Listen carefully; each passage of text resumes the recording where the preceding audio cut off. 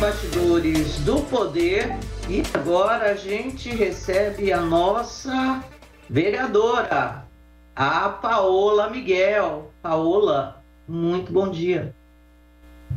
Bom dia a todos os ouvintes, bom dia Rose, bom dia Zezé. É um grande prazer estar aqui com vocês, vendo vocês virtualmente, né? Mas estando um pouquinho mais próximo agora. A nossa vida tem sido isso, né, Paola? Virtual. Aliás, você só agora viu, né? Viu uma vez antes, mas agora é que é numa base regular de ver seus colegas lá da Câmara de Campinas. Como é que foi essa experiência do primeiro mandato remoto? O que foi isso para você? Eu confesso que todo mundo que me pergunta, eu falo que eu não tenho uma experiência enquanto vereadora, né? Porque a gente teve, até o recesso começar, era tudo virtual, comissão, sessão, a reunião de comissão, a gente até ia para o plenário, eu ia para presidir a Comissão de Direitos Humanos, mas não tinha mais ninguém, assim, né? Era só os funcionários da Câmara para que funcionasse ali a transmissão e tudo mais. Então, ter essa experiência virtual é muito diferente do presencial. Agora, no presencial, com 2 sessões semanalmente, no período noturno, assim, mudou bastante coisa. Mudou a relação com os vereadores, com as vereadoras, mudou a relação com a própria pauta, né? A maneira que a gente debatia a pauta antes era de uma maneira, e agora a gente discute de outra maneira. Então, eu confesso que eu estou aprendendo ali ainda a lidar com esse modo presencial, né, que a gente acabou de voltar, mas tem sido uma experiência bem legal, no sentido de entender como que funciona mesmo, de fato, como que são construídas as pautas, como que o debate se forma, né, para a gente chegar nas votações. Então tem sido uma experiência muito diferente do que eu imaginei, mas muito gostosa também, um grande aprendizado. A gente tem a impressão, Paola, aqui, enquanto eleitor, enquanto pessoas que cobrem aí a Câmara, né, já há um certo tempo, que os projetos vêm, porque eu vejo alguns projetos saindo do Legislativo, mas basicamente vêm do Executivo. E se o Executivo tem lá a sua grande base, né, uma base sólida, as discussões elas não se dão muito, ao ponto assim de várias coisas terem passado aqui, ficado aqui na nossa garganta. Uma delas, a questão aí quando teve o aumento de IPTU e tudo mais. Você, como uma pessoa que estava fora e agora como está dentro, você acha que isso que eu estou dizendo é uma coisa muito diferente do que realmente acontece?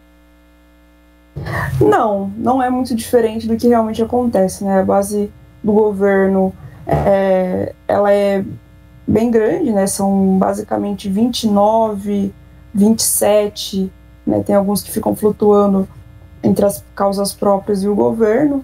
Então, com 27 vereadores que simplesmente concordam com o projeto que é recebido, né? Quando a gente fala do executivo, essas discussões, muitas vezes, elas acabam sendo prejudicadas. A gente teve uma discussão recentemente, que foi sobre a questão do refis, que toda a base do governo se inscreveu para falar e não deixou que a oposição falasse no tempo de discussão de projeto, né? Só no encaminhamento de votação, que são 3 minutos.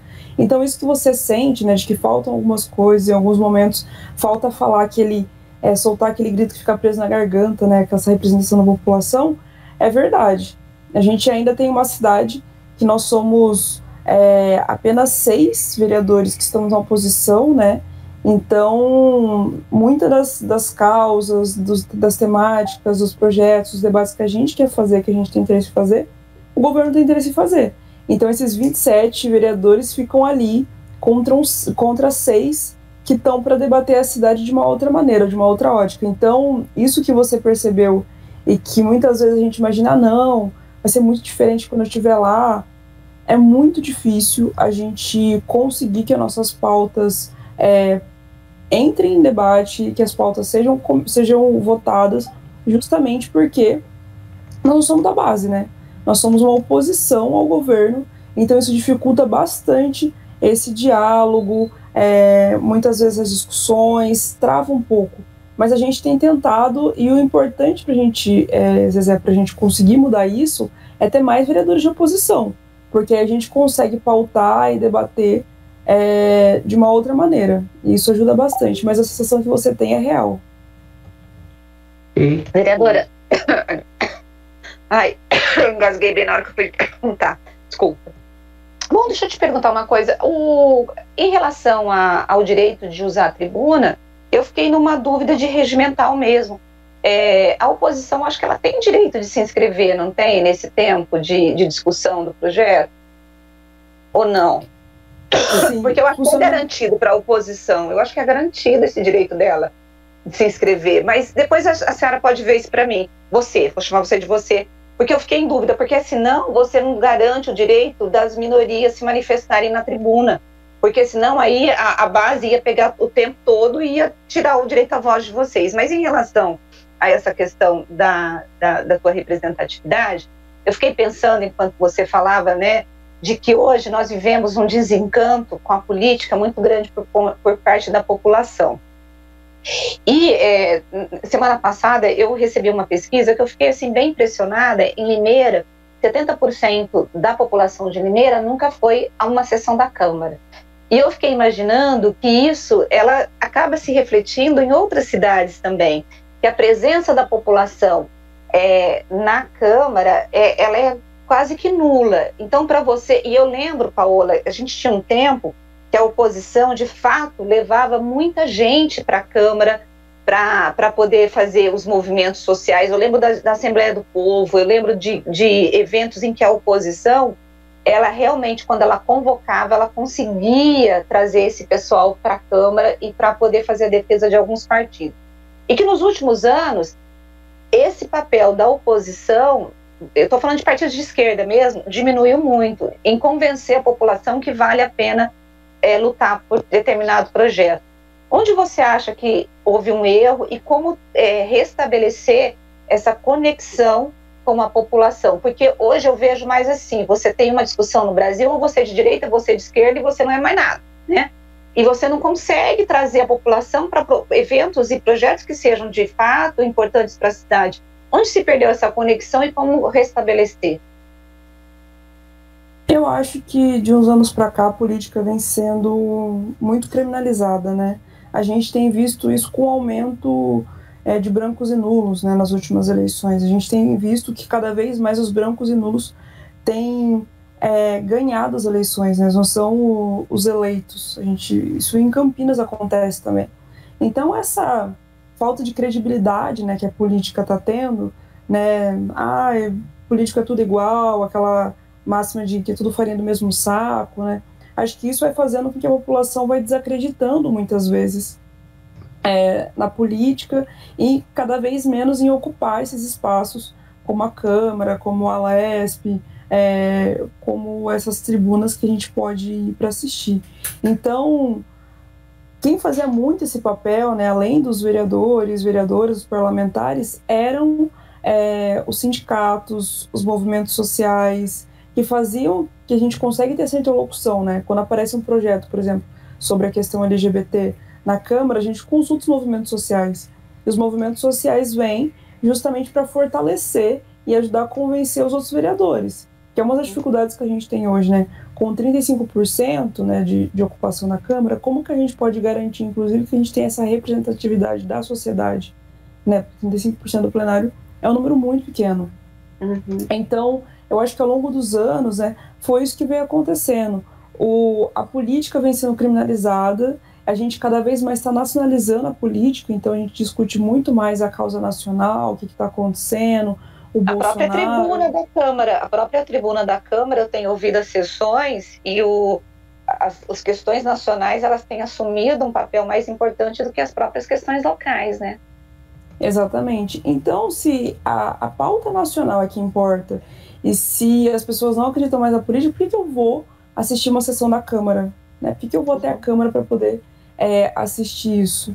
Então, eu acho que é uma série de coisas, uma série de fatores que vem acontecendo ao longo dos anos que vem fazendo com que as pessoas cada vez menos venham se interessando pela política local, né, pela política municipal, pela política de bairro, e acho também que mudou bastante o perfil dos eleitores também, né? Antes a gente tinha uma eleição que era muito concentrada em bairros, a gente tendo ainda parlamentares que são assim, mas a gente espalhou mais, agora a gente faz por pautas, né? A pauta das mulheres, a pauta da juventude, a pauta da população LGBT. Então essa concentração que a gente conseguia fazer antes, né, que muitas vezes organizar um bairro, organizar algumas coisas, também se perdeu, mas ela está sendo reinventada de outras maneiras.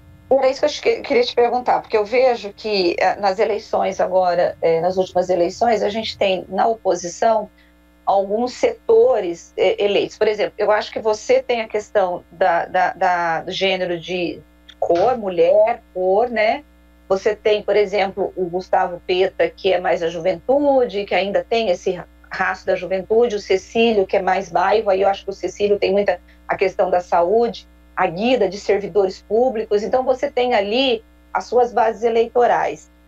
Como que é ser vereadora em Campinas, sendo negra e mulher?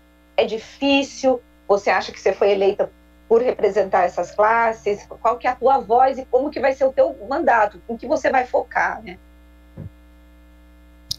Olha, não é simples, né? Ser vereadora, as pessoas olham para mim, a primeira coisa que elas falam assim, mas você é muito jovem, então... E foi inclusive que eu falei, mas quando eu, né, fora aqui, eu falei, nossa, você é jovem, mas para mim é um frescor, viu? Eu acho que tem que cada vez mais jovens estarem na política, e eu acho que isso é muito positivo, né?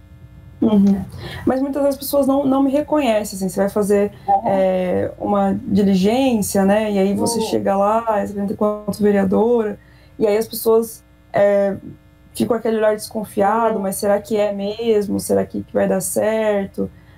Eu fui candidata em 2018, né, então isso ajudou bastante a conhecer as pessoas, né, e ouvir. Acho que o grande lance é ouvir as pessoas. Eu sempre estou muito aberta a ouvir, a entender, a debater. A gente tem um trabalho mais aprofundado com relação a gênero, né? A gente quer dar muita continuidade no trabalho que o Carlão começou, o ex-vereador, com relação a combate ao racismo e intolerância religiosa dentro da Câmara também, por isso que eu sou presidente da Comissão de Direitos Humanos. Mas a gente quer ampliar o debate quando a gente fala da população LGBTQIA+, quando a gente fala da juventude, também de uma juventude periférica, quando a gente fala de alguns debates, quando a gente fala da pauta econômica também, localizado na periferia, né? Mas como que a periferia vai ficar com isso? Então, é um pouco isso, assim, o debate, esse recorte, né, de gênero, de raça, de orientação sexual, dentro de um contexto periférico, né? Porque a gente entende também que a região central da cidade, toda vez que a gente tem um serviço... Opa. Eu acho que caiu. Tá. Caiu, Zezé. Ai, que pena. Bom, vamos ver se ela retorna, vamos dar um tempinho, porque de repente foi só um minuto de internet ruim, mas dentro do que ela falou, já vou até debatendo aqui com você, enquanto a gente aguarda a Paola de novo, para continuar a nossa entrevista. Assim, uma das questões que eu acho hoje, e eu não vejo isso com bons olhos, esse corte, são as representações todas recortadas. Eu acho muita força, sabe? Muita força. Eu estava aqui pensando, a Paola voltou. Paola, tá? Deixa eu só... Liga o microfone. Peraí, Rose. Liga o microfone. Aí, joia. Olha, deixa eu só... vereadora, a senhora estava certa. Para poder falar naqueles primeiros momentos, primeira hora da sessão, é por ordem de inscrição e não por partido. Então, aí vocês precisam mudar esse regimento, então, hein? Porque senão... Então, quem chegar primeiro leva. Então, por exemplo, se a base chegar e se inscrever, vocês perdem o direito mesmo de falar. Mas a senhora pode continuar na sua fala em relação a essa questão da representatividade, né? E de como que é ser mulher negra. Eu queria aproveitar que assim, essa primeira parte, para falar, porque eu tenho a impressão de que quando você recorta muito o que você vai representar, eu acho que isso enfraquece, entendeu? Eu acho que falta pegar, eu tenho sentido isso cada vez mais com vereadores, né, que não tem uma visão global dessa cidade que é. E uma das coisas, assim, que quando falo em periferia, uma das coisas que vem à minha cabeça foi um momento que a gente viveu aí, há alguns anos atrás, talvez no início da gestão Jonas, mais ou menos por aí, é quando se procurava uma solução para a questão dos bailes funk nas ruas, que incomodava barbaramente o pessoal mais velho que morava, e aí foi um debate, aí colocou-se a guarda, aí prende, aí apreende, aí, né, e deu-se essa solução, que melhorou um pouco, volta de vez em quando, mas, quer dizer, essa para mim é uma questão que envolve negro, branco, principalmente o pessoal da periferia, né? E que ela é muito maior e que seria uma coisa que caberia para uma Câmara Municipal discutir, que estaria discutindo um monte de coisa. Quem deu a solução para isso? Na verdade, era uma questão que os bairros tinham que se juntar para arrumar, foi a prefeitura. Então, é uma coisa de cima para baixo. Então, eu sinto isso, assim, uma coisa ruim. Eu não sei como é que você vê isso daí, mas eu senti, por exemplo, a falta desses vereadores todos buscando solução. Não, isso acontece, mas quando a gente faz essa divisão, não é para excluir ninguém. Essa é a primeira coisa que a gente precisa frisar. Sempre que eu estou, enquanto presidente da Comissão de Direitos Humanos, né, eu digo isso: direitos humanos é para todas, todos e todos, assim, não é sobre isso. A gente tem que entender que existe uma parte da população que ela é mais afetada, que ela é mais vulnerável, que os serviços têm mais dificuldade de chegar até eles. Então, e aí a gente tem esse contexto periférico, né? Os trabalhadores da periferia, quando a gente fala de uma cidade como Campinas, uma das dificuldades é o transporte, né? E se a gente não vai conseguir melhorar o transporte para essas regiões, a gente consegue melhorar o transporte para a cidade inteira. Também tem esse ponto. Sobre os bailes funks, né? Eu acho que existem muitas coisas, né? Acho que a primeira coisa que a gente tem que debater é que não existe cultura, né? Por que existe o fluxo, o pancadão? Porque não existe outra forma de acesso à cultura nessas regiões. Então, a alternativa criada é justamente esses bailes funks, que acabam atrapalhando a população, acabam atrapalhando muitas vezes a passagem da população, com relação a ruídos. Mas a gente tem que lembrar que em outras regiões onde isso acontece, nas regiões mais abastadas, né, e quando não é o funk que está acontecendo, é o sertanejo, no mesmo volume, as pessoas não se incomodam tanto com isso. Então eu concordo que a gente precisa dar uma solução onde os bairros precisam se unificar, né? Porque que a gente não tem uma unificação, por exemplo, dos bairros do Ouro Verde, e aí tem alguma construção de alguma casa de cultura, onde eles possam, né, ter esse divertimento, esse lazer, que não seja na rua. Mas isso também não acontece, né? Se a gente depender do poder público para isso não acontece. O que acontece é a repressão, justamente com a lei do pancadão. Então, eu acho que a gente precisa fazer o recorte, não para excluir as pessoas, mas para entender que existe uma população que é mais afetada pela falta de serviços, pela falta de serviços públicos, de políticas públicas. Eu acho que é exatamente isso. E que há uma necessidade, e quem começa, por exemplo, apesar do Cambuí ter... Aquele povo vive no Ministério Público, entendeu? Ali não é tudo em paz, não, de ter aquele tanto de carro, de ter... O povo reclama. Teve até a discussão do horário de bares, do funcionamento dos bares. O Jonas chegou a enviar um projeto. O Jonas chegou a enviar um projeto de lei para a Câmara para poder fechar com os bares mais cedo ou mudar a acústica, mas aí não prosperou. Está uma discussão imensa, porque realmente é um problemão, né? Mas porque eu acho que é isso, você entende? É você pegar questões de cada lugar e que envolve, sabe, branco, preto, azul, amarelo, índio, sabe, mas tratar as questões também como as questões do local e ajudar na solução dessas coisas. Porque, obviamente, o que uma pessoa quer num pancadão é diversão. Então, não tem outro lugar. Bom, como que a gente vai resolver isso? Aí o que se espera, ninguém sugere, ninguém ajuda, e vai lá o poder público e vem com uma coisa de cima para baixo. Isso eu acho extremamente agressivo. Mas eu sinto que não há um envolvimento, entendeu? Mas eu concordo com a análise. Eu sinto também que não há um envolvimento, principalmente de resolver quando a gente fala de novo da periferia. Porque quando a gente fala do Cambuí, tiveram todas essas medidas sendo pensadas, né?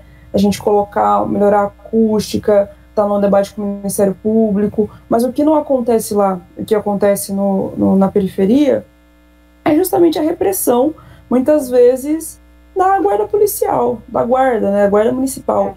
Então, além da repressão de polícia militar e vários outros atores, assim, essa é a diferença de tratamento, né? Quando você está no Cambuí, apesar de ter toda essa discussão com o Ministério Público, todo esse debate, essa criação de projetos para a gente melhorar a acústica, a repressão que as pessoas que lá frequentam é completamente diferente da repressão.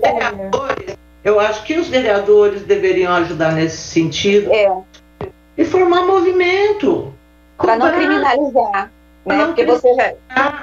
Para resolver, sabe? Não é possível que essa coisa que seja insolúvel, não é, né? Agora, mas assim, convocar todo mundo.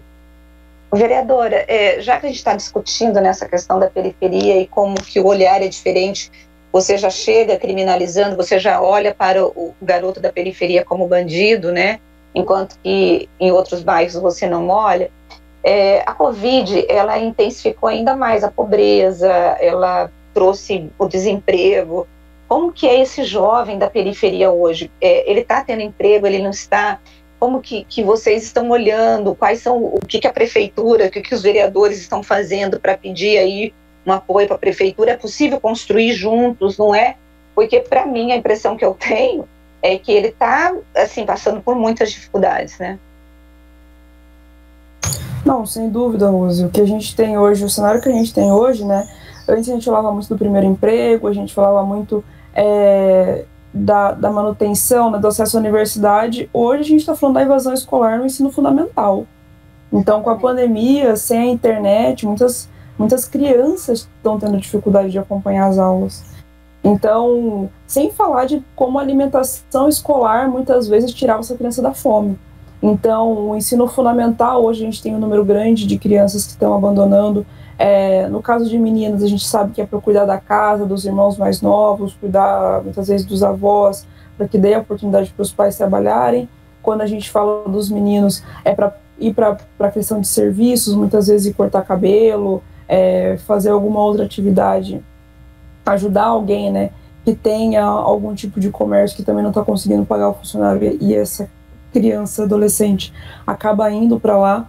Quando a gente fala da universidade, ProUni, FIES, então esses acessos também estão sendo diminuídos cada vez mais, e com a pandemia isso também aconteceu. Então agora você observa, né, o nível de aprendizado de português e matemática no ensino fundamental nesse último ano foi infinitamente menor. E quando a gente fala de escola pública, é ainda pior, né? A gente tinha um dado de que as crianças de escolas públicas dedicavam apenas 1 hora, 2 horas por dia, enquanto as escolas particulares, na pandemia, conseguiam dedicar até 4 horas para estudo. E isso diferencia muito quando você vai ter acesso à universidade. Então, aqueles que estão hoje na universidade tendo muita dificuldade de continuarem, justamente pelas mesmas dificuldades de internet, de renda e de terem que ajudar em casa, se alimentarem, né, se sustentarem, a sua própria sobrevivência. Mas a gente também está falando daqui para frente de um mundo em que a gente vai ter de novo a dificuldade de acesso à universidade para os periféricos, para aqueles que estão em escolas públicas hoje, para aqueles que estão tendo uma escola, um ensino precarizado. Quando a gente fala de emprego, né, em si, a gente tem outro problema, porque o primeiro emprego era muito difícil justamente pela falta de experiência. E isso é ainda maior quando a gente tem um problema de que está disputando a vaga são pais de família que têm muita experiência, que trabalharam anos e anos, disputando aquele jovem que vai entrar no mercado de trabalho. E aí, né, falando um pouquinho da precarização, a gente tem a MP 1045, que vem justamente para acabar completamente com a possibilidade do jovem de ter um salário mínimo, né? Porque ela permite que você tenha meio salário mínimo ali, sem direito a férias, sem direito a FGTS. Foi derrubada no Senado na semana passada essa MP aí, essa proposta que havia sido alterada na Câmara, né? E chegou no Senado, o Senado derrubou. Graças a Deus, porque eu lembro, vereadora, que quando começou a tramitação, né, eu mesmo falei com alguns jovens, né, e eles estavam apavorados, porque eles falaram, aí acabou toda a chance que a gente tem de entrar no mercado de trabalho. Então, agora o Ministério Público do Trabalho, né, Zezé, a gente chegou até a entrevistar aqui uma promotora, né, uma procuradora, e ela criticou muito essa MP, porque era assim, ela falou assim, se passar no Congresso, o MP vai entrar na justiça e tentar barrar na justiça, porque realmente era assim, um absurdo, né? Mas agora assim, vereadora, e quando a senhora fala você fala dessa questão dos jovens, né? E do acesso à universidade, eu acho que houve um retrocesso muito grande mesmo, porque a gente vê pobre estudando com o ProUni. Assim, eu vi muita gente que não teria condições de entrar na universidade, tendo condições de estudar, porque tinha o ProUni. Como que os políticos, qual que é a ação que vocês têm para poder reduzir reduzir esse efeito nocivo que nós estamos tendo aí para o futuro? Como resgatar, né, essas políticas sociais para não deixar o jovem tão fora, né, daquilo que ele pode ter um acesso à educação, que é a única, para mim, a educação é a única forma de você poder ter um país melhor. Mas você respondeu a pergunta, assim, é melhorar a educação básica. Mas o problema que a gente tem hoje é justamente, hoje, um limitador é o acesso à internet. Então, assim, sem o acesso à internet, muitos dos jovens não estão conseguindo se manter, né, no ensino médio, no ensino fundamental de qualidade. Então, quando você vai disputar uma vaga através do Enem, que foi o Enem que teve o menor número de inscrições nos últimos anos, inclusive, fica muito difícil, porque o nível de ensino da escola pública e da escola particular, antes já era um penhasco, hoje virou um abismo. Então, para a gente conseguir vencer esse retrocesso que a gente está tendo hoje, a gente vai demorar muito tempo. E a única maneira de fazer isso é com políticas públicas de garantia do jovem na escola, no ensino básico, no ensino fundamental, a gente continuar ampliando, né, o ProUni, o FIES, e dar garantias. O auxílio emergencial, né, ele era garantia de que essas pessoas não iriam passar fome. Que a gente consiga entender que o auxílio emergencial, num contexto de que a gente está já num pós-pandemia, mas a gente ainda está em pandemia, né? E esse pós-pandemia vai durar quanto tempo? Ninguém sabe. Porque cada dia surgem novas variantes, a gente fica mais em casa, mais restrito, a gente ainda tem dificuldade de comprar a cesta básica, arroz, feijão, o gás de cozinha, tá tudo subindo e o salário mínimo não está acompanhando. Então a gente precisa entender que isso dificulta muito, muito para as famílias mais vulneráveis a garantia de que os estudantes vão ter as mesmas qualidades de ensino, e não só ensino de você ir lá e ter uma boa aula, mas também em casa, de você estudar, de você aprimorar, de você treinar. Então, a única maneira que a gente tem hoje é construindo políticas públicas de garantias de acesso à universidade e ao ensino básico. Não tem outra alternativa. Ok, vereadora, quero agradecer muito a participação da senhora aqui no Bastidores do Poder. Espero que possamos aí nos encontrar mais para frente. Tenha um bom feriado, seja um feriado de paz. Um abraço, vereadora, obrigada. Obrigada. Eu agradeço aqui o convite. Sempre que vocês quiserem, puderem me chamar, eu fico muito feliz de estar aqui. Quero agradecer a todos os ouvintes também que acompanharam a gente.